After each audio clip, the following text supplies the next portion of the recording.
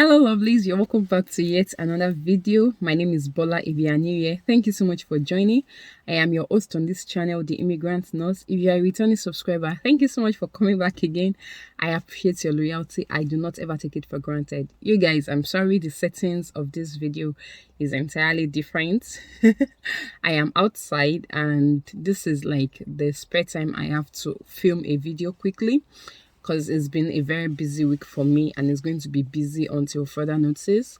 So I've been wanting to put this out there because I feel it's going to help at least somebody who will be migrating to work in the UK. It will help you with your settling down and every other thing. So basically in this video I'll be talking about tips that can help you survive at your workplace, like things you need to know ahead of time that will help your coping mechanism and adaptation. This will help make it easier for you to adapt well when you arrive in the United Kingdom.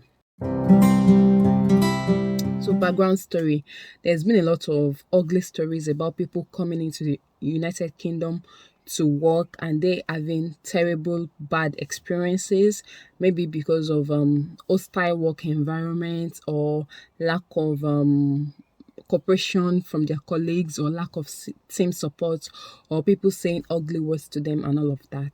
Yeah, it happens. It's very subtle, but it happens. So today I want to just give you basic tips that can help you survive situation like that. The first thing I'm going to say is, if you're coming into the United Kingdom to work, please prepare your mind. Prepare your mind. And when I say prepare your mind, what I mean is, tell yourself, I am coming here to work. Guys, I'm very sorry. Like I said, I am filming outside. There's a dog around. So if you are hearing any barking sound, I'm so sorry about that. Just ignore.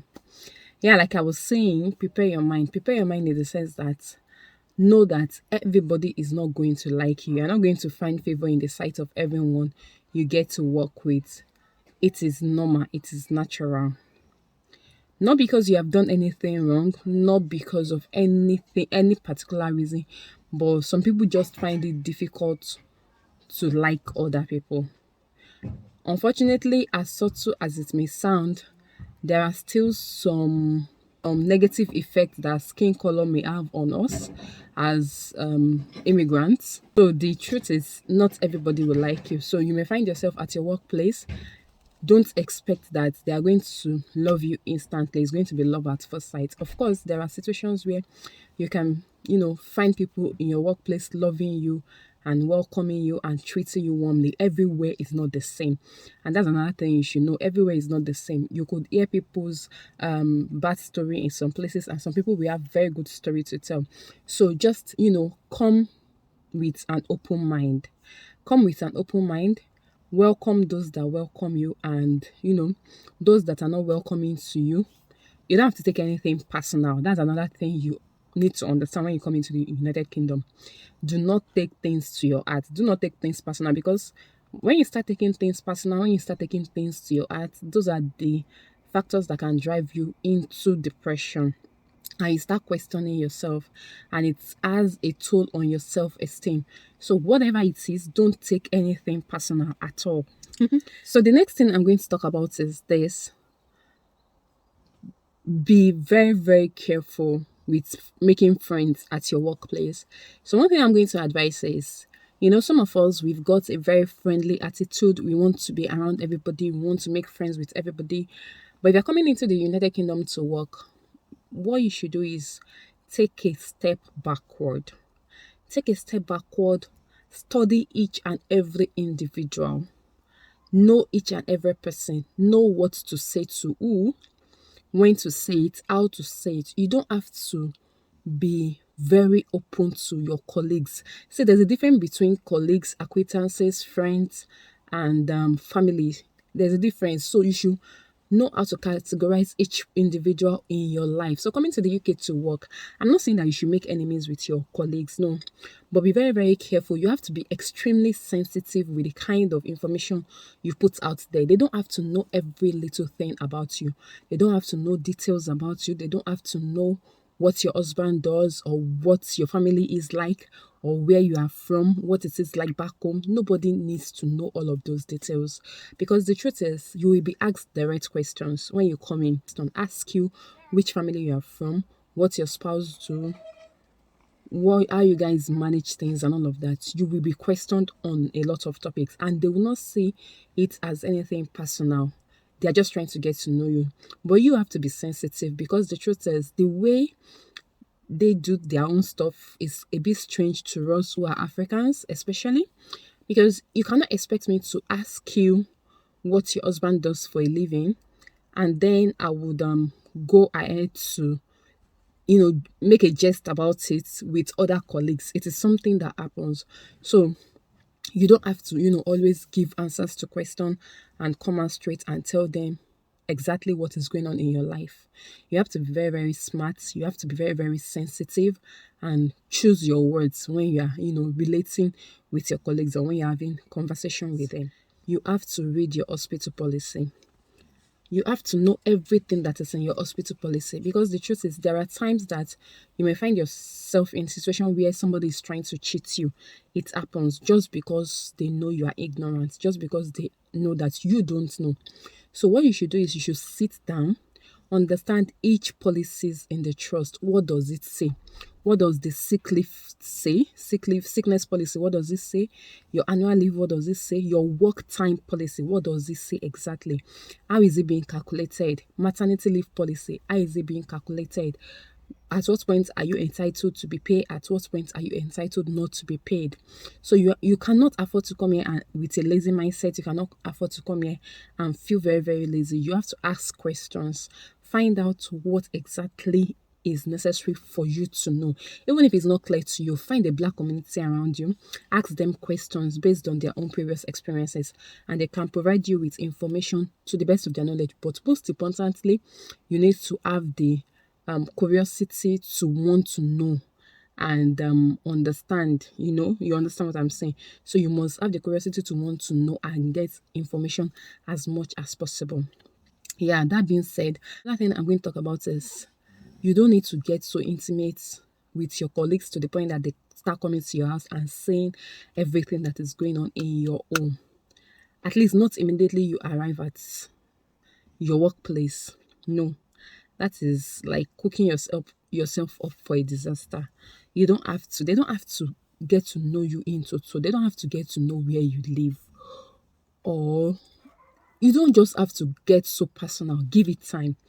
Give it time before you get so personal or open up your nakedness in front of anybody. Honestly, really, it is not advisable for you to do so. Another thing I'm going to say is if you're coming into the UK for the first time, you must be willing to open your mouth and talk. When I say you should be open to talking, what I'm basically saying is you should be open to communication. So if something has gone wrong, if something has happened and it is unclear to you, please ask questions about it. If you find out that you are being paid lesser than everybody else, talk to your manager. Call the people in charge of payroll in your trust in your hospital. If you feel you are being overtaxed, ask questions about it. Sometimes some things happen which is termed as mistakes, but if you don't talk about it, if you just keep quiet and you let it slide, that's the end of it.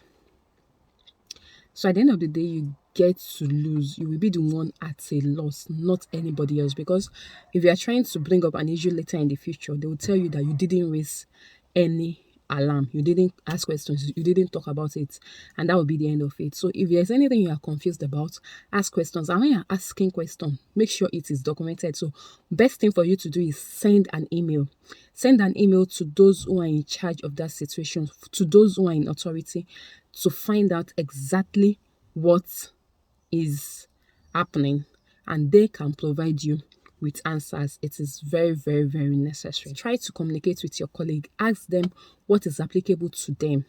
For example, some people get a particular number of hours for their annual leave, and some people are getting something else. So you want to find out why is your own different from others. In case your own is lesser than others, you should find out why is it so. What is going on?